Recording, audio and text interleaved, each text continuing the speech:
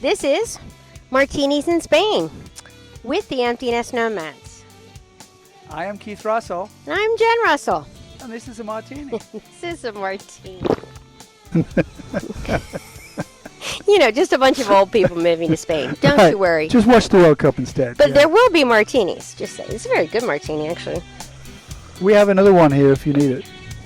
Who's drinking that one? And we have recently moved to Spain. Specifically, Frigilana. Spain. Which is a little town, a little village, really, on the coast of southern Spain, Costa del Sol, which is the sunny part of Spain. We have spent the last 7 years retired in southern Florida, kind of mid-central Florida, in a place called Latitude Margaritaville. And we have always talked about going and living in Europe, and we decided last year that 2026 was going to be the year. So the tricky part of this podcast is that we're supposed to look at the screen. Keith cannot do that. He's just so damn pretty. I just can't help it. He's annoying like that, isn't he? And I'm supposed to only talk into the microphone. So bear with us. This is Discipline the pilot. Discipline is tough. Discipline is not my husband's strong suit.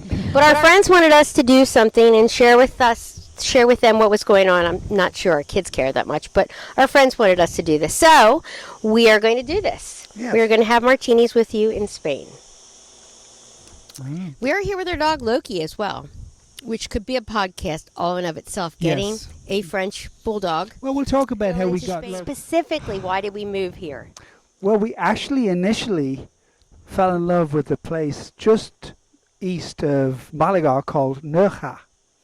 That's Nerja, Nerja. Yeah, I don't know if he's pronouncing it right. I don't know if we're ever pronouncing any word right. Anyway, we loved that place. It was awesome. So we thought we might move there. But then when we kind of left, we kind of looked into this little place called Frigilana, which is just about 5 miles inland in the mountains. And I've always wanted to live in the mountains. Keith has always wanted to move to the mountains. And we usually move where I want. But I thought, as he's very quickly approaching 70, I should do something that he wants to do, because who knows? So we are literally, I have never quite lived, this is called El Campo, which means countryside. And it is the middle of pretty much nowhere. So we're sitting on the roof We're of sitting a terrazzo, three-story house, which is kind of built into the mountain. We live among an olive and avocado plantation. Avocado. And how old is this house? No, olive, not almond. So our house is 104 years old. Yeah. So we have bought new construction. I don't know, probably our last 4 or 5 houses have been new construction. So this is very different from What was the very first moment that we were really going to do this? Yeah, so it seemed kind of unreal when we talked about it for a long time, and but then we sold our house, and my dear, lovely soul sister Jeannie let us move into our little bitty cottage. And even then, we were putting our furniture in storage, we were selling.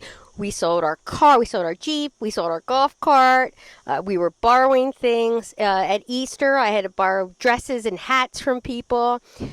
But it seemed most real on the day we were going to the airport. We probably had about 30, maybe even 40 of our closest friends show up to make a convoy to take us to the Daytona airport. What an awesome day that was. It was so incredible. Yeah. And that was the first time I realized, all the people that were most important to us, other than, our children and our grandchildren, we weren't going to be with them anymore. And we were so used to them. It got very real. There's a lot of tears. There was a lot of tears that day, but excitement at the same time. So, yeah, I think it really was very real when we were getting on that plane and you and I got on the escalator and all of our friends stayed down below. I think that was it. What do you think so far surprised you the most, Keith Russell? Surprised us the most? I don't know. There's so many surprises, and sometimes they're kind of subtle little things. But it's just you walk around the grocery store and you realize that you have to translate every damn thing, and the things you're familiar with may not be part of that translation. It may not even be there. So you suddenly realize, wow, you really are in a foreign country. And a lot of people were like, well, you don't know Spanish. Why are you moving to Spain? And why are you not looking at the screen? And so, the honest part of that is, well, you're at a certain age and you're going to do it when you're going to do it. If we became proficient in Spanish, it could take us 2 full years. And maybe we wouldn't physically be healthy enough at that point. I'm assuming we will be. But, we have what being in an over 55 community taught us, I think, most clearly was live while you can. Do what you can while you can. Absolutely. We continue to do that. But yes, so a lot of things were surprising. Just everything, I think we were surprised with the things that are so much harder. Everything is so much harder, don't you think? It is. Even, the language. There are a lot of expats here that have been here for 20 years and they've never learned the language. I don't think, hopefully, that's not going to be us. I think it's a part of the excitement of being here and the challenge.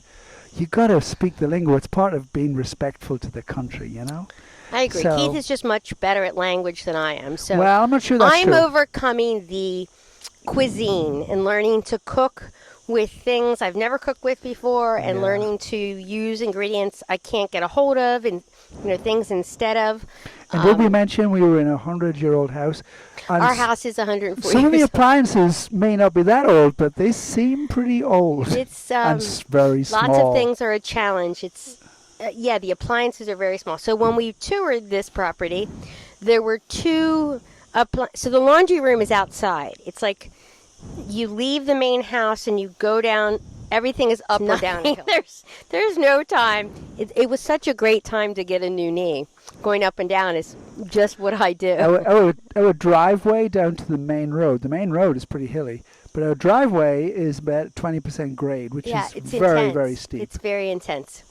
But so you had to leave the house to go to where you do the laundry, and there were 2 white objects there. So in our American heads, we thought washer and dryer. Okay. So we get here and we go down, and one is a washer that is so small. It's really like a college dorm. It looks like when Taylor was in college or Zane was in college, and they had those little washers. So like we do laundry every 2 days because it only can do a tiny little bit. And then we thought the other was a dryer, and we opened it, and here it's a broken down old washer. Not plugged in. So, not plugged in, and no dryer. No dryer. No dryer. So now we hang our laundry, which is fine because it's July and it's quite warm out, and it's fine. It's a little wrinkly, and we're kind of working out, how much fabric softener we need to make it so that it doesn't look like everything we wear we've never owned an iron before. How has the pace of life changed? How has the pace of life changed? Well, Keith takes a siesta every day. I was just about to take one yes, when you just interrupted me right then. He usually gets one. I am not able to do that. Sometimes I will sit and try and do nothing for 20 minutes, which is very difficult. But he actually sleeps for about 45 minutes a day in mid-afternoon. I haven't figured out the best time. If it's too long, you get too groggy. But part of what's going on here is you eat lunch at like 2 o'clock. Siesta's like 3 or 4 o'clock. You do siesta about 4 or 5 o'clock. And we stay, sometimes later, yeah. But then we often don't go to bed till like midnight, which is 3 hours 3 hours later than we were going to bed in Florida. It really is. It's just we're still getting up. We're still getting up early. Keeping in, we go out to dinner with friends, or we go into town, and dinner isn't even available till 8 o'clock. Like, you can't make a reservation before 8 o'clock. Some places don't even open till then. Yeah, and everything shuts down at 2 o'clock. It's hot every single day. And it's not Florida hot. There's no humidity. No humidity, so the sun is intense. Just hot. Yeah. So we have to walk the dog really early and actually quite late. So and trash. Trash is something we didn't.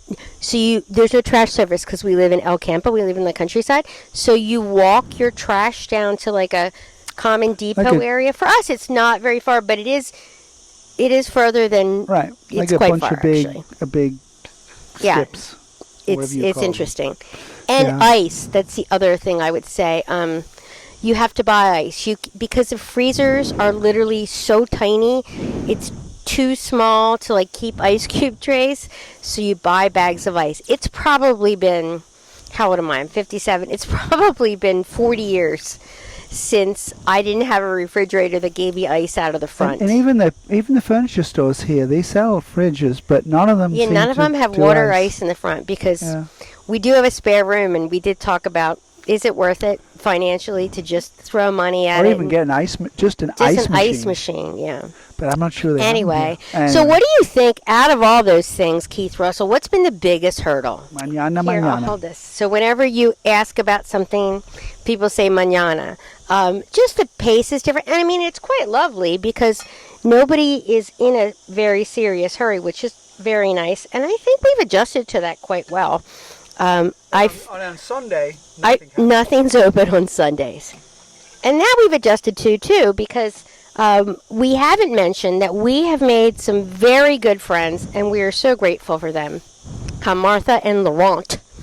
They are, I don't even know how to, he's originally from France, she's originally from Venezuela. Then they both lived in Venezuela, and then they raised their kids in Canada, and they moved here a year ago.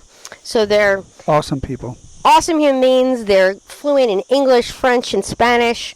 They opened up a yoga and Pilates studio here in the village. And we probably do things with them 4 days a week, sometimes more. Yeah, They're yeah, very mhm. tolerant of us, Well, but so helpful. The World Cup, we've been Yeah, we watching. go out to dinner with We're them not a sure lot. who to support. But The on US, Sundays, we kind of do this England, family dinner Spain. thing, and that's been really fun for me to cook, to have somebody to cook for other than Keith, and to just have somebody to kind of, look forward to hosting, because hosting is something I really enjoy. And one of the best parts of our friendship is that they are willing and not even like hostile about taking all of my Amazon packages, because little did I know we can't get mail we here. can't get mail in El Campo, the country's in the mountain. Not a letter, not a Nothing. package, nothing. So, Keith, how do you feel about how the community has responded to you? Well, I think I didn't see all the flags and anything. Welcome, Keith, when we got here, or anything like that. I thought there'd be funkin' country flags. Funky country flags. You know what? People are so friendly here. There's a lot of people here that are from England, and there's a lot of people here from, other parts of Europe. There is a lot of international. Yeah. But in general, they're all very friendly here. Everybody's been very kind. Other than our two very good friends that we've made, we've met other people. So, for example, there's just down the street from here, there's a tiny little restaurant that only opens until 6 every day. 2 to 6, that's And it. it's Monday, Tuesday, Wednesday, Thursday, Friday, and now Sunday she's opening. They have a staff of one. And I mean, that is the owner. Her name is Celia. Cecilia. She makes everything by hand. Everything by hand. She's amazing. awesome. That's my next question. What do you think, like a typical day? What would you say our typical day looks like here? So right now, we get up in the morning, usually about 8:30, depending on how late we stayed up. If the World Cup was running late, maybe a little later. Yes, it can be a little later sometimes. And normally I'm up at 5 a.m., so that's a big change for me.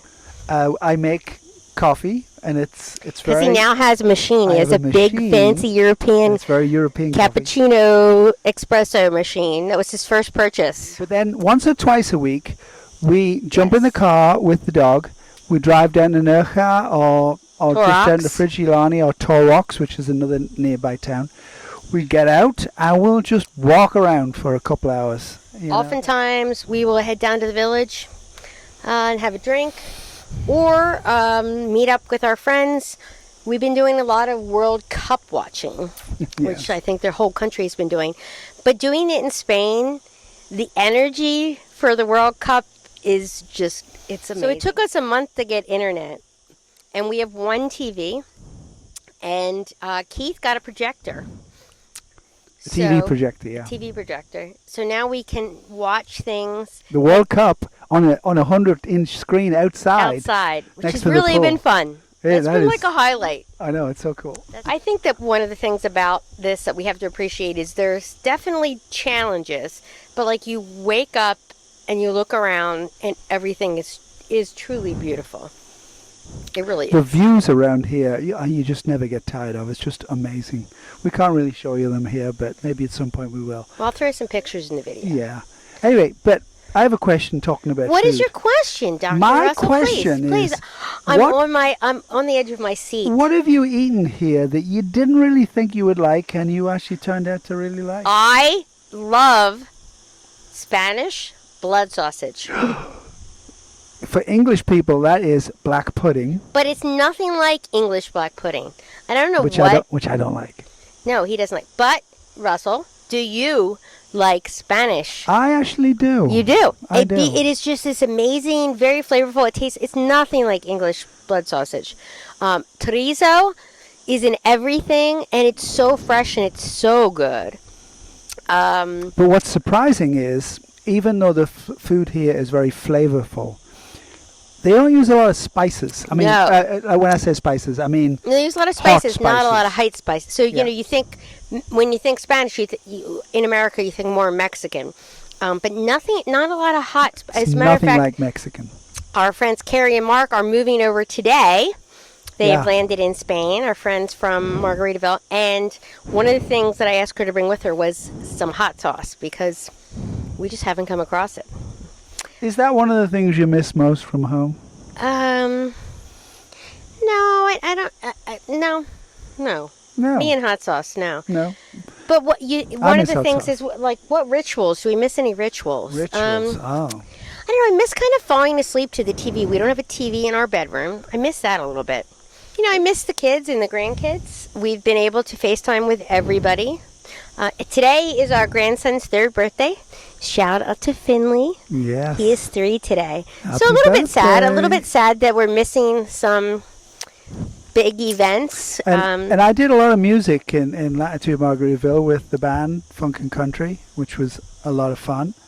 And not doing much music these days. Not because his wife hasn't encouraged it, but because he spends a lot of just haven't- time haven't quite learning got to it yet. Spanish. What do you miss the most from home? If you had to pick one thing, and you Well, I miss our friends. I mean, we had such wonderful friends, We've made some really good friends here too. But we had such wonderful, kind friends. If look how sweet you are. What? You're so sweet. That's well, very sweet. It is what I miss. Mine was going to be much more selfish. You know Oh. what I miss? What? I miss my kitchen. I miss my kitchen more than I can explain to you. Yeah, I don't miss had anything. no idea how good I I had don't it. miss anything physical about the house Oh, or anything. We just had a my beautiful kitchen. house, but no, I miss our friends. I kind of miss the lanai a little bit because I like the idea of being in screen because I'm We're in not a nature bug here. person. We're in El Campo here, Mm-hmm. so you have to work with the ants. Jen spends a lot of time with bugs, and Jen's not a big bug fan. Ants. I mean, ants. There's more ants in the world than there are people.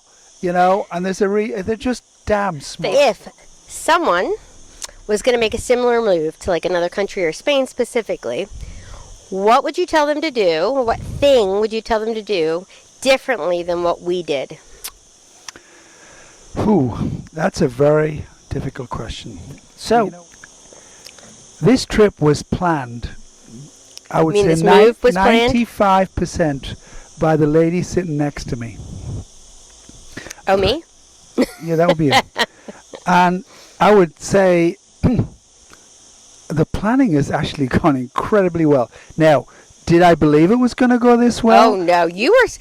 No, I didn't. We had a number. didn't. So I am proud of us because we haven't fought much, despite it's been No. super stressful. One of the things we told each other was that every day we were going to do our best to be kind to one another, which Yes. we have been. There And have I been thi- I think- moments. So, when I say that, it means you talk to people that have done it before, like on Facebook, sites Actually, and whatnot. Facebook groups of expats have been a great. So I think they've helpful. been a very helpful place to look at things And and asking AI, Claude, or whatever. talk. That's Keith's best and friend, then- Claude. Yeah, my friend Claude. And basically, don't assume anything, which you didn't. So the planning went incredibly well.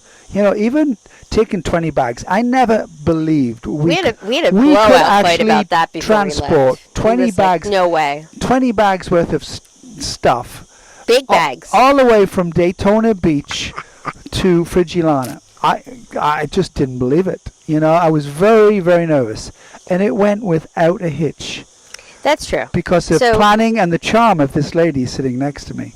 So the end part of this journey was the bags had to go through customs in Malaga. Late at night. Late at night. And Jen, we specifically said Jen should go talk to the customs guys.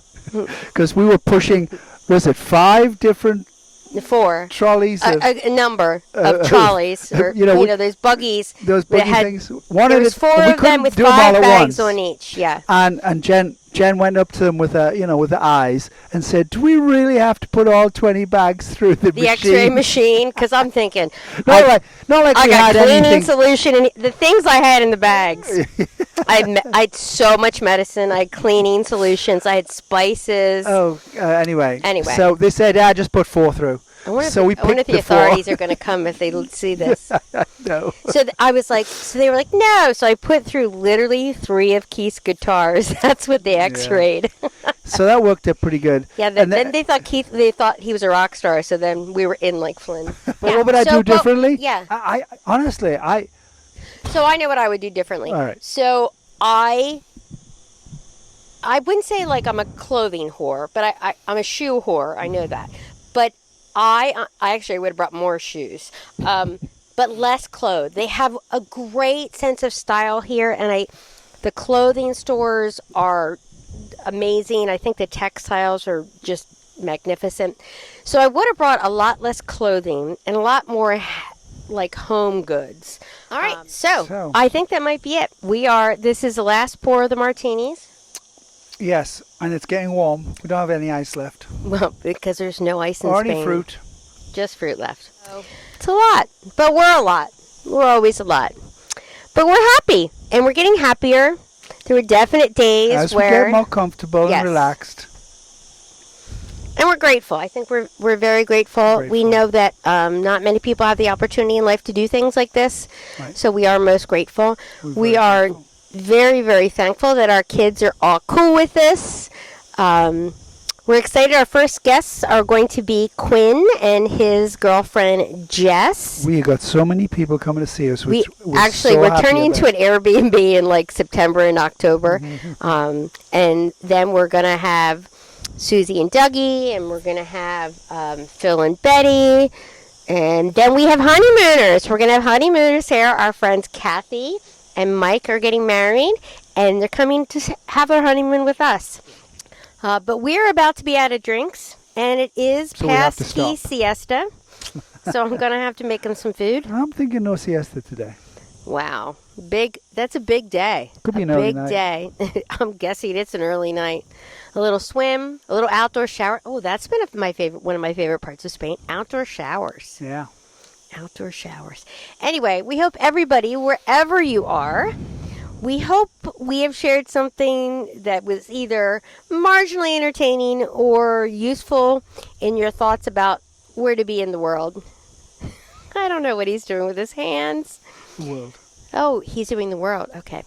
So, we raise our drinks to you, our friends and family, and any strangers who are now friends, for having martinis with us in Spain. Empty Nest Nomads, out.